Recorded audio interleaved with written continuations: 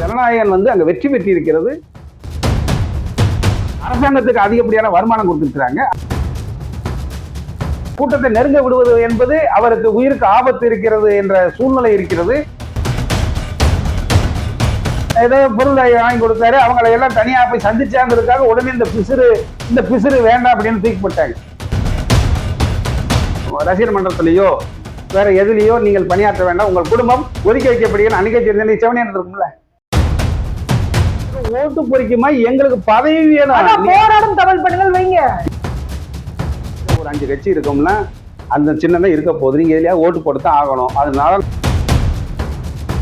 அதுக்காகவே 5 ஆண்டு காலம் பணத்தை வந்து சேமிச்சு வச்சாதான் இந்த மதப்பிரியர்களை வந்து மடக்க முடியுங்கிற நிலைமையில இருக்கு. 2026 சுயேட்சை செல்லப்பாண்டியன் மதப்பிரியர்களுடைய ஆதரவோடு ஆட்சி அமைக்கக்கூடிய நிலைமையை உருவாக்க நாங்கள் தயாராகி கொண்டிருக்கிறோம்.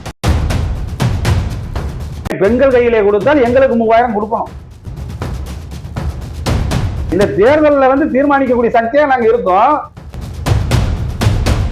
3000, 5000, 10,000 என்பதை தமிழக வெற்றி கழகம் விஜய் தான் தீர்மானிப்பார்.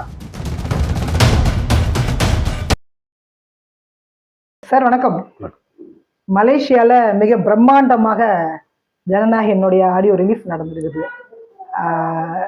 கடல் விட்டு கடல் தாண்டி, கண்டம் விட்டு கண்டம் தாண்டி போனாலும் கூட நம்முடைய தளபதி விஜய்க்கு இருக்கக்கூடிய அந்த மாஸ் அப்படின்றது நம்ம பார்க்க முடியுது. எப்படி பாக்குறீங்க?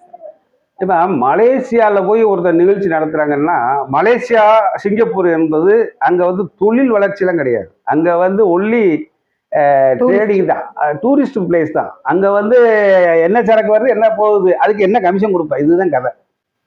அப்போ அங்க மலேசியாவில் வந்து ஒரு படத்துடைய ஆடியோ லான்ச்சுங்கும் போது அங்கே அவங்களுக்கு வேணுங்கிற சௌகரியங்களை பண்ணி கொடுக்குறாங்க.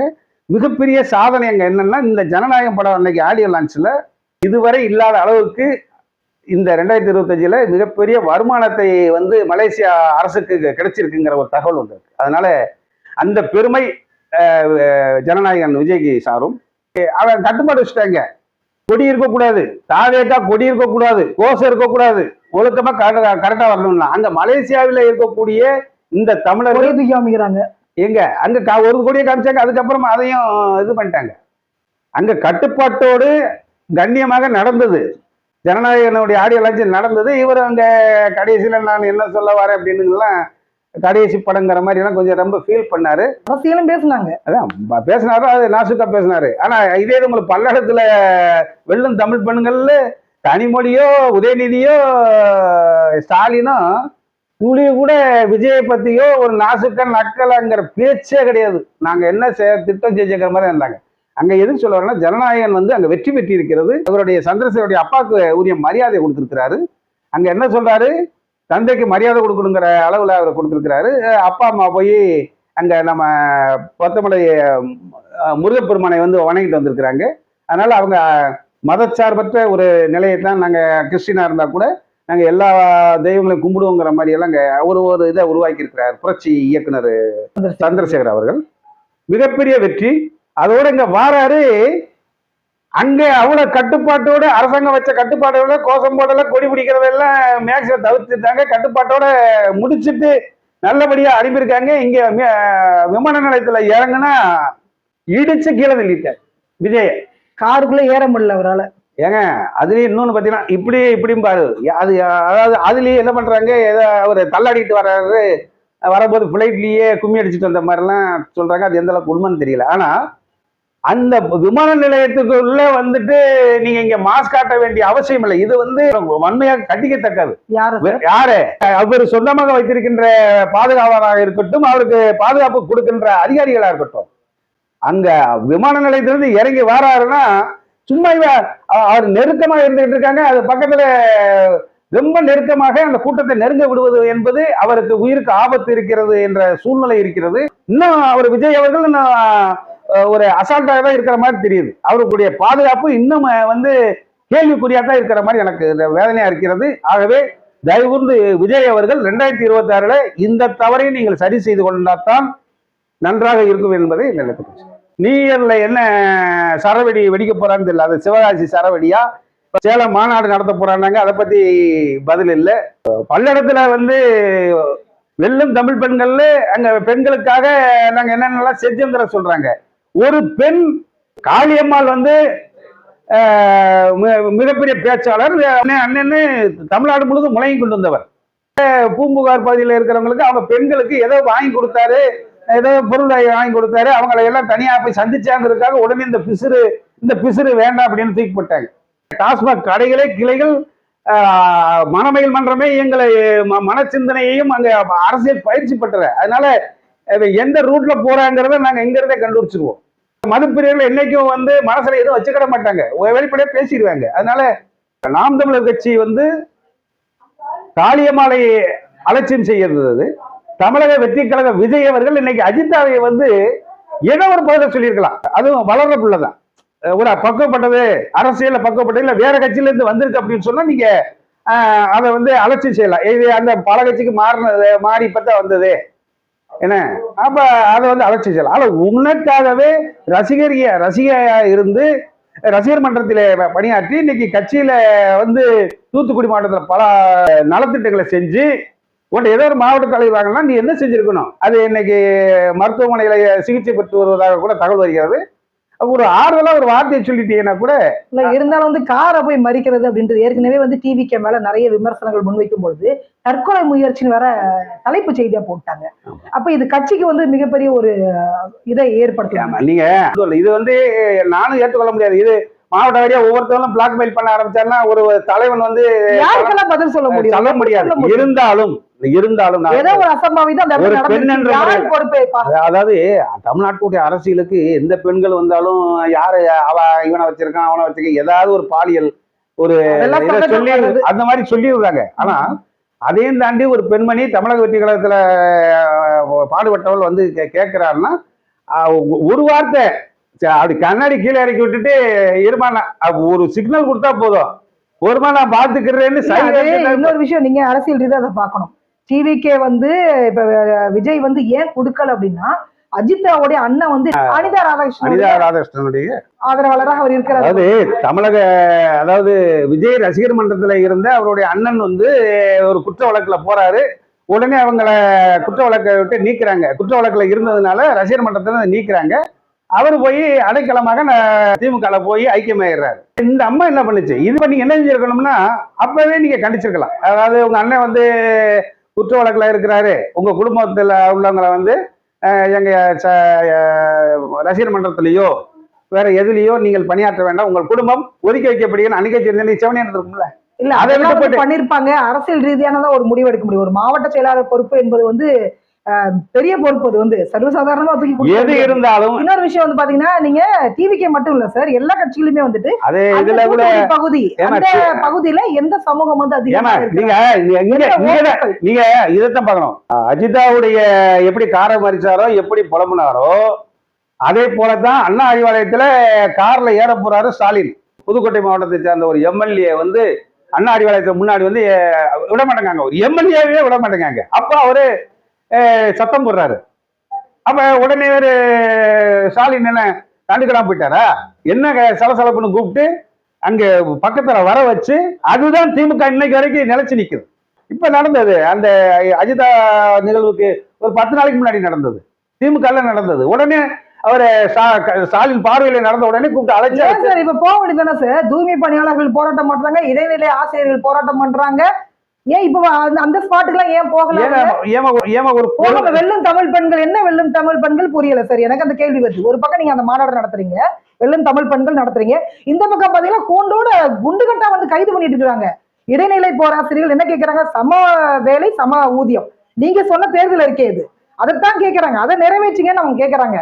அப்ப அங்கங்க வந்து போராட்டம் பண்ணிட்டு தான் இருக்காங்க. செவிலியர்கள் ஒரு பக்கம் போராட்டம் பண்றாங்க, எல்லாமே நீங்க கொடுத்த தேர்தல் அறிக்கையில உள்ள விஷயத்தை தான் அவங்க கேட்டு போராட்டம் பண்றாங்கன்னா அதற்கு போய் இறங்கி வந்து ஒரு பேச்சு வார்த்தைக்கு முடிவு கொண்டு வராம நீங்க வெல்லும் தமிழ் பெண்கள் எங்க பெண்கள் வென்றிருக்காங்க? அதை வந்து நீங்க என்ன சொன்னாலும் நாங்க தேர்தல் விழா ஆரம்பிச்சாச்சு, தேர்தல் தேதி அறிவிக்கிற வரைக்கும் நாங்க மாநாடு நடத்துவோம், நாங்க தேர்தல் அறிக்கை தலைப்பை மாத்தணும். நீங்க அப்படி போடக்கூடாது, தலைப்பு தப்பு. வெல்லும் தமிழ் பெண்கள் போராடும் தமிழ் பெண்கள் நீங்க தலைப்பு நாங்க ஓட்டு பொறிக்குமா எங்களுக்கு பதவி வேணும். போராடும் தமிழ் பெண்கள் வைங்க, நீ என்ன வேணாலும் போராடு. திரும்ப தேர்தல் அறிக்கையில என்ன கொடுப்பீங்க? தேர்தல் அறிக்கை நீ என்ன கொடுப்பீங்க? 505 தேர்தல் அறிக்கை கொடுத்து 66 தான் நிறைவேறுகின்றது அன்புமணி ராமதாஸ் ஐயா புத்தகமா வெளியிட்டு இருக்கிறாங்க. மறுபடியும் தேர்தல் அறிக்கை நம்முடைய எம்பி கனிமொழி தலைமையில இவ்வளவு பொங்க வேண்டிய அவசியம் இல்ல. நாங்க இல்ல என்ன கொடுப்பாங்க நான் கேக்குறேன் சார். நாங்க இந்த கொடுக்கறதுக்கு என்ன இருக்குது? நீங்க என்ன வேணா நாங்க எல்லாமே கொடுத்தீங்க. நாங்க கட்சி வச்சிருக்கோம். நீங்க எங்க சுத்தினாலும் அங்க இது இவிஎம் மிஷின்ல எங்க சின்னம் இருக்கும், உங்க சின்னம் இருக்காது. நாங்க அரசியல் கட்சியே நாங்க இருக்கிற ஒரு 5 கட்சி இருக்கோம்னா அந்த சின்னம் தான் இருக்க போகுது. நீங்க எதுலயா ஓட்டு போட்டுதான் ஆகணும். அதனால நாங்க சொல்றதெல்லாம் நீங்க கேட்டுதான் ஆகணும். அதோட சேர்ந்து எங்க டாஸ்மார்க் மதுப்பிரியர்கள் தான் இன்னைக்கு அதை உன்னிப்பா கவனிச்சுக்கிட்டு இருக்கோம். காமராஜர் காலத்து வரைக்கும் எம்எல்ஏ ஆனவர் கக்கன் பண்றதுல அவர் ஒரு கம்பெனி வச்சிருக்கல, ஒரு கம்பெனி நடத்தல, அவர் சொந்த ரியல் எஸ்டேட் பண்ணல, இந்த மாதிரி எதுவுமே கிடையாது. அவரு காமராஜரோ அந்த அவருடைய அமைச்சர்களோ அவங்க எல்லாம் அரசியலை மட்டும் செய்து விட்டு அப்படியே ஒதுங்கி கொண்டார்கள். பொது மக்களுக்கான சேவை செய்து விட்டு சென்று விட்டார்கள். இப்ப எங்களுக்கு மக்கள் சேவையை விட எங்களுக்கு எங்கள் மக்களுடைய சேவை எங்களுக்கு தனி விமானத்துல போடும். எத்தனை கம்பெனிகளோட நாங்க ஷேர் வச்சுக்கிடலாம் அப்படின்னு. நான் ஒரு எம்எல்ஏ ஆனா குறைஞ்சபட்சம் ஒரு 5 கல்லூரி நடத்தணும், ஒரு 4 பள்ளிக்கூடம் நடத்தணும், 4 கம்பெனி நடத்தணுங்கிற மாதிரி ஒவ்வொரு அரசியல்வாதிகளுடைய சிந்தனைகளை தமிழ்நாட்டுல மட்டுமல்ல இந்தியா முழுவதும் ஒவ்வொரு மாநிலத்தை உருவாயிருச்சு. ஆகவே இது கார்பரேட் நிலைமையில வந்துகிட்டு இருக்கிறதுனால இது ஒரு மாற்றத்தை உருவாக்க வேண்டும் என்றால் ஜனநாயக அரசியலை, அதாவது எதிர்பாராத மக்களுக்காக பணியாற்றக்கூடிய சமூக அக்கறை உள்ள வேட்பாளர்களை அந்த கட்சியை நீங்கள் ஆதரித்தால் மட்டுமே தமிழ்நாட்டில் அரசியல் மாற்றமே உருவாக முடியுமே தவிர தேர்தல் அறிக்கையில சொன்னதெல்லாம் அது சொல்றோம் அப்படின்னா எங்களால முடிஞ்சதை எங்க கார்பரேட் எங்களுக்கு தேவை போக மிச்சம் இருந்தால் உங்களுக்கு ஏதாவது செய்வோம். என்ன பிரச்சனை தெரியுமா சார்? தேர்தல் அறிக்கையை லீகலி இல்ல, சட்டத்துல இடம் கிடையாது, கொடுக்கணும்ன்ற அவசியம் இல்ல. எங்களோட விருப்பம் தான் அது. நாங்க அறிக்கை கொடுத்ததுனால கொடுக்கணும்ன்ற அவசியம் கிடையாது இல்ல. இந்திய அரசியலமைப்பு சட்டத்துல அப்படி எதுவுமே இல்ல. அதுதான் பிரச்சனை. இங்க இருக்கிற மாநில கட்சியில உள்ளவங்க தான் மக்களவை உறுப்பினராக போறாங்க. அந்த எப்படி உங்களுக்கு தேர்தல் ஆணையம் சுதந்திரமாக விஷயங்களை செய்ய முடியும்? எங்க மது விற்பது தேர்தல் தேதி அறிவித்து விட்டால் மது விற்பனை கூடாது அப்படிங்கிறது தேர்தல் விதி. ஆனா தேர்தல் நடத்துகின்ற முத நாள் வரைக்கும் டாஸ்மார்க் சரக்குகளை வித்துக்கிடலாம். தேர்தல் தேதி அறிவித்ததுல இருந்து தேர்தல் ரிசல்ட் முடிவு வர்ற வரைக்கும் அங்க கடையை மூடி இருந்தா அந்த இவங்க தேர்தல் ஆணையம் சொன்ன விதிப்படி கரெக்ட்.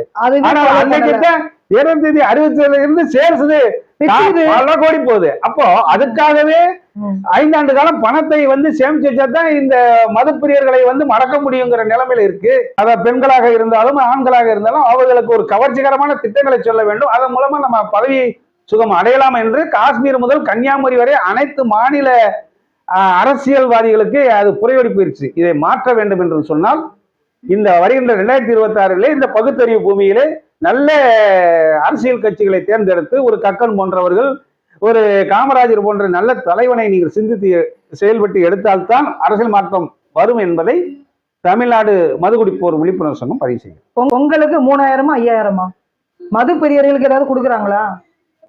குடும்ப தலைவிகளுக்கு போயிடும். குடும்ப தலைவி யார் பேர்ல இருக்குதோ அவங்களுக்கு தான் 5000 3000 அவங்க தான் கைரக வச்சு வாங்க முடியும். அதுதான் நீங்க என்ன பண்ணுவீங்க?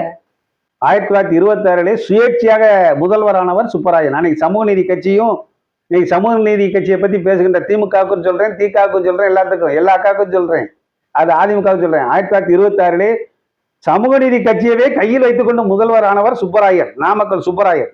2026 சுயேட்சைகளை எல்லாம் நல்ல சிந்தனையாளர்கள் இந்த கார்பரேட் அரசியலை தவிர்த்து விட்டு தூய்மையான அரசியலை டாஸ்மார்க், அதான் சொல்றேன், கும்மிடிப்பூண்டி முதல் குமரி வரை இருக்கின்ற டாஸ்மார்க் மதுப்பிரிய 61% பேர் மனசு வைத்தால் 1926 சுயேட்சை வேட்பாளர் சுயேட்சை சுப்பராயன் ஆட்சியை பிடித்தது போல் 2026 சுயேட்சை செல்லப்பாண்டியன் மதுப்பிரியர்களுடைய ஆதரவோடு ஆட்சி அமைக்கக்கூடிய நிலைமையை உருவாக்க நாங்கள் தயாராகி கொண்டிருக்கின்றோம்.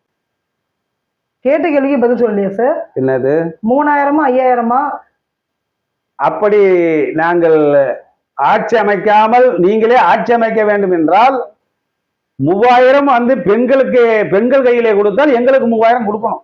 அப்படி அதுதான் சொல்றேன். இந்த தேர்தலில் தீர்மானிக்கக்கூடிய சக்தியா நாங்க இருக்கோம். 3000 5000 எது தீர்மானிக்கும் என்று சொன்னால், இப்ப ஜனநாயகம் வந்துட்டாரு, விஜய் இன்னும் 10 நாளுக்குள்ள அவர் எந்த அளவுக்கு தமிழ்நாட்டுல ரவுண்டு வர்றாரோ அதுக்கு தகுந்த மாதிரி தான் ரேட்டு இன்க்ரீஸ் ஆகும். மார்க்கெட்டு என்ன மார்க்கெட்டு? ஷேர் மார்க்கெட் மாதிரி விஜய் அவர்கள் இன்னைக்கு கம்முன்னு இன்னும் ஒரு 10 நாளைக்கு கம்முன்னு இருந்தாருன்னா, தைப்பொங்கல் வர 15ஆம் தேதி வரைக்கும் கம்முன்னு இருந்தாருன்னா 2000 ரூபாய் கொடுப்போம். 3000 5000 அவர்தான் டிசைட் பண்ணும். 3000 5000 10,000 என்பதை தமிழக வெற்றி கழகம் விஜய் தான் தீர்மானிப்பார்.